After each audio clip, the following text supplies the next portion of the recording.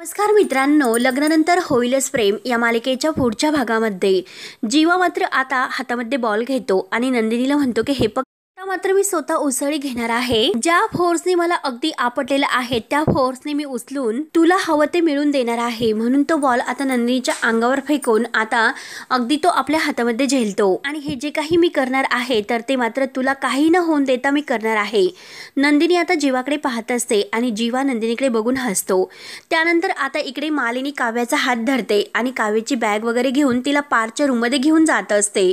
तेव्हा आता काव्याला असं वाटतं की आता मालिनी आपल्याला घराच्या बाहेर काढतात की काय, म्हणून काव्य मालिनीला म्हणते मी नाही राहू शकत पार्थशिवाय। तर मालिनी म्हणते की मी तुला तेच सांगते आणि तेच करते, मी तुला पार्थच्या रूम मध्ये सोडवत आहे म्हणजे पार्थ आणि तो एकत्र राहू शकतात। आता तुझा जो काही वनवास होता तो वनवास मात्र तुझा आता संपलेला आहे। तर ते ऐकून काव्याला तर खूप आनंद होतो।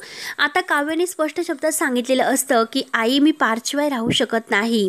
तर आता मालिनीने सुद्धा अगदी काव्याच्या जे काही आहे पार्थ आणि काव्य या दोघांना शेवटी एकमेकांचा आनंद देण्यासाठी एकाच रूममध्ये एकत्र आणलेलं असतं। तेव्हा मित्रांनो, आता पुढे काय होईल हे बघण्यासाठी आपल्या चॅनलला नक्की सबस्क्राईब करत राहा। धन्यवाद।